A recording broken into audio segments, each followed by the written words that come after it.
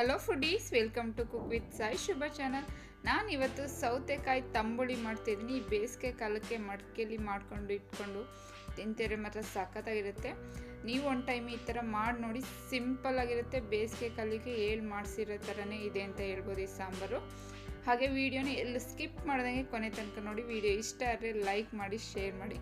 ಬನ್ನಿ ಈಗ ಹೇಗೆ ಮಾಡೋದಂತ ನೋಡೋಣ. ನಾನಿಲ್ಲಿ ಒಂದು 2 ಸೌತೆಕಾಯಿ ತೊಗೊಂಡಿದ್ದೀನಿ ನೋಡಿ.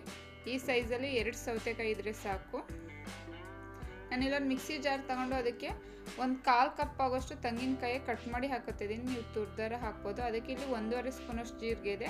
ನಾನಿಲ್ಲಿ ರುಬ್ಬೋದಕ್ಕೆ 1 ಸ್ಪೂನ್ ಹಾಕ್ಕೊಂಡು ಇನ್ನೊಂದು ಅರ್ಧ ಸ್ಪೂನು ಹಾಗೆ ಒಗ್ಗರಣೆಗೆ ಎತ್ತಿಟ್ಕೊಂಡಿದ್ದೀನಿ. ಒಂದು 4ರಿಂದ 5 ಬೆಳ್ಳುಳ್ಳಿ, ಒಂದು 3 ಹಸಿರು ಮೆಣಸಿನ್ಕಾಯಿ ಹಾಕೋತಿದ್ದೀನಿ. ಖಾರ ನೋಡಿ ಹಾಕೊಳ್ಳಿ ಹಸಿರು ಮೆಣಸಿನ್ಕಾಯಿ. ಹಾಗೆ 1 ಸೌತೆಕಾಯಿ ಈ ಥರ ಚಿಕ್ಕದಾಗಿ ಕಟ್ ಮಾಡಿ ಹಾಕೋತಿದ್ದೀನಿ ನಾನಿಲ್ಲಿ. ಅದಕ್ಕೆ ಒಂದು ಇಡೀ ಆಗೋಷ್ಟು ನಾಟಿ ಸಾಂಬಾರು ಸೊಪ್ಪಿದ್ರೆ ತಗೊಳ್ಳಿ. ಫ್ಲೇವರ್ ಎಲ್ಲ ತುಂಬಾ ಚೆನ್ನಾಗಿ ಬರುತ್ತೆ. ಹಾಕೋದು ಬೇಡ, ಹಾಗೆ ರುಬ್ಕೊಳ್ಳೋಣ. ಸೌತೆಕಾಯಲ್ಲಿ ನೀರಿರೋದ್ರಿಂದ ಹಾಗೆ ಗ್ರೈಂಡ್ ಮಾಡ್ಕೊಳ್ಳೋಣ. ಈ ಥರ ನುಣ್ಣಗೆ ಗ್ರೈಂಡ್ ಮಾಡ್ಕೋಬೇಕಾಗುತ್ತೆ ಪೂರ್ತಿಯಾಗಿ ನೋಡಿ. ಈ ಥರ ಇಲ್ಲಿ ಮೊಸರು ತಗೊಂಡಿಲ್ಲ, ಮಜ್ಜಿಗೆ, ಗಟ್ಟಿ ಮಜ್ಜಿಗೆ ಬರುತ್ತಲ್ಲ, ಅದನ್ನು ಒಂದು 3/4 ಲೀಟ್ರಷ್ಟು ತಗೊಂಡಿದ್ದೀನಿ ನಾನಿಲ್ಲಿ ನೋಡಿ. ಈ ಥರ ಗಟ್ಟಿಯಾಗಿರೋದು. ನೀವು ಬೇಕು ಅಂದರೆ ಮೊಸರನ್ನ ಕೂಡ ಮಾಡ್ಬೋದು. ನಾನಿಲ್ಲಿ ಮಜ್ಜಿಗೆಲಿ ಮಾಡ್ತಾಯಿದ್ದೀನಿ, ಗಟ್ಟಿ ಮಜ್ಜಿಗೆಲಿ. ಇದಕ್ಕೆ ನಾನಿಲ್ಲಿ ಖಾರ ರುಬ್ಕೊಂಡಿದ್ವಲ್ಲ ಅದನ್ನು ಕೂಡ ಹಾಕೋತಾ ಇದ್ದೀನಿ. ಅದನ್ನು ಹಾಕ್ಕೊಂಡು ಒಂದ್ಸಲ ಚೆನ್ನಾಗಿ ಮಿಕ್ಸ್ ಮಾಡ್ಕೊಳ್ಳೋಣ. ಇದಕ್ಕೆ ಸ್ವಲ್ಪ ಮಿಕ್ಸಿ ಜಾರ್ ತೊಳೆದ್ಬಿಟ್ಟು ನೀರನ್ನು ಹಾಕೊಳ್ಳೋಣ. ನೀವು ಬೇಕು ಅಂದರೆ ಮಸಾಲೆ ಮಾಡ್ಬೋದು. ನಾನಿಲ್ಲಿ ರಸಮ್ ಎಲ್ಲ ಊಟ ಮಾಡ್ತಾರಲ್ಲ ಆ ಥರ ಸ್ವಲ್ಪ ತೆಳ್ಳಗೆ ಮಾಡಿ ಈ ಬೇಸಿಗೆ ಕಾಲಕ್ಕೆ ತುಂಬಾ ಚೆನ್ನಾಗಿರುತ್ತೆ ಅಂತ ಸ್ವಲ್ಪ ಮಜ್ಜಿಗೆಲಿ ಮಾಡ್ತಿದ್ದೀನಿ. ನೀವು ಬೇಕು ಅಂದರೆ ಮಸಾಲೆ ಕೂಡ ಮಾಡ್ಬೋದು. ನಾನೀಗ ಇನ್ನೊಂದು ಸೌತೆಕಾಯಿ ಕಟ್ ಮಾಡಿರೋದನ್ನು ಚಿಕ್ಕ ಪೀಸಸ್ ಆಗಿ ಮಾಡಿ ಹಾಕೋತಿದ್ದೀನಿ. ಅದಕ್ಕೆ ರುಚಿಗೆ ಎಷ್ಟು ಬೇಕಷ್ಟು ನೋಡಿ ಉಪ್ಪನ್ನು ಕೂಡ ಹಾಕೊಳ್ಳೋಣ. ಹಾಕೊಂಡು ಒಂದ್ಸಲ ಚೆನ್ನಾಗಿ ಮಿಕ್ಸ್ ಮಾಡೋಣ. ನಾನು ಸೌತೆಕಾಯಿಲಿ ಸಿಪ್ಪೆ ತೆಗ್ದಿಲ್ಲ, ನೀವು ಬೇಕು ಅಂದರೆ ಸಿಪ್ಪೆ ತೆಗೆದ್ಬಿಟ್ಟಾರು ಹಾಕ್ಬೋದು. ಈಗ ಇದನ್ನು ಒಂದ್ಸಲ ಚೆನ್ನಾಗಿ ಮಿಕ್ಸ್ ಮಾಡ್ಕೊಂಡು ಆಗಿದೆ. ಈಗ ಇದಕ್ಕೆ ಒಗ್ಗರಣೆ ಹಾಕಬೇಕಾಗುತ್ತೆ. ಒಗ್ಗರಣೆ ಕೊಟ್ಕೊಳ್ಳೋಣ. ನಾನು ಇಲ್ಲೊಂದು ಪ್ಯಾನ್ ಇಟ್ಕೊಂಡು ಅದು ಗ್ಯಾಸ್ ಆನ್ ಮಾಡಿದ್ದೀನಿ. ಅದಕ್ಕೆ ಒಂದು 2ರಿಂದ 3 ಟೇಬಲ್ನಷ್ಟು ಎಣ್ಣೆ ಹಾಕೊಳ್ಳೋಣ. ಎಣ್ಣೆ ಏಕೆ ಹಸಿ ಖಾರ ಆಗಿರೋದ್ರಿಂದ ಸ್ವಲ್ಪ ಎಣ್ಣೆ ಜಾಸ್ತಿ ಹಾಕೋಬೇಕಾಗುತ್ತೆ. ಈಗ ಎಣ್ಣೆ ಕಾದಿರೋದಕ್ಕೆ ನಾನಿಲ್ಲಿ ಸಾಸಿವೆ ಹಾಕೋತೀನಿ ಸ್ವಲ್ಪ. ಹಾಗೆಯೇ ಜೀರಿಗೆ ಇಟ್ಟಿದ್ವಲ್ಲ ಒಂದು ಅರ್ಧ ಸ್ಪೂನ್, ಅದನ್ನು ಹಾಕ್ಕೊಂಡು ಕರ್ಬೇವಿನ ಸೊಪ್ಪು ಕೂಡ ಹಾಕೋತಿದ್ದೀನಿ.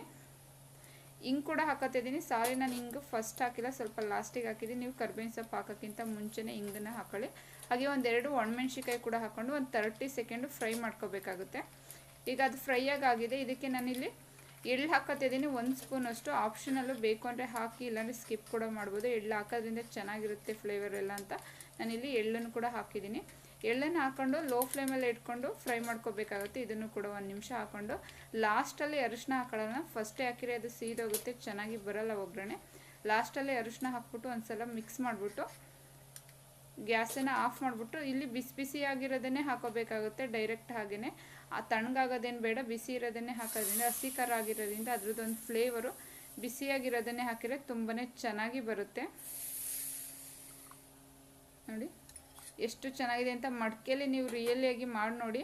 ತುಂಬ ತಂಪಾಗಿರುತ್ತೆ. ಈ ಬೇಸಿಗೆ ಕಾಲಕ್ಕೆ ಮಡಿಕೆಯಲ್ಲಿ ಮಜ್ಜಿಗೆ ಅಥವಾ ನೀರು ಏನಾರು ಇಡಿ ನ್ಯಾಚುರಲ್ ಆಗಿ ತುಂಬಾ ತಂಪಾಗಿ ಇರುತ್ತೆ. ನೀವು ಬೇಕು ಅಂದರೆ ಫ್ರಿಜ್ಜಲ್ಲಿ ಇಡೋದ್ರ ಬದಲು ಮಡಿಕೆಯಲ್ಲಿ ನೀರು ಮಜ್ಜಿಗೆ ಇಟ್ಬಿಟ್ಟು ನೋಡಿ. ಬೇಸಿಗೆ ಕಾಲದಲ್ಲಿ ತುಂಬಾ ಚೆನ್ನಾಗಿರುತ್ತೆ. ಈಗ ಸಾಂಬಾರು ಕೂಡ ಮಿಕ್ಸ್ ಮಾಡ್ಕೊಂಡು ಆಗಿದೆ, ಒಗ್ಗರಣೆ ಎಲ್ಲನೂ.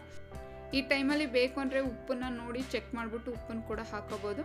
ತುಂಬ ಖಾರನೂ ಇರೋಲ್ಲ, ಹಾಗೆ ಜಾಸ್ತಿ ಮಸಾಲನೂ ಇರೋಲ್ಲ. ಬೇಸಿಗೆ ಕಾಲಕ್ಕೆ ಮಸಾಲ ಕಮ್ಮಿ ಇರೋದು, ಹಾಗೆ ಈ ಥರ ತಂಪಾಗಿರೋದನ್ನು ಮಾಡಿಕೊಂಡು ತಿಂದರೆ ಚೆನ್ನಾಗಿರುತ್ತೆ. ಮಡಿಕೆಲೇ ಮಾಡಬೇಕು ಅಂತ ಏನಿಲ್ಲ, ಈ ಥರ ಪಾತ್ರೆಯಲ್ಲಿ ಕೂಡ ಮಾಡ್ಬೋದು. ತಂಬುಳಿನ ತುಂಬ ತಂಪಾಗಿ ಚೆನ್ನಾಗೇ ಇರುತ್ತೆ.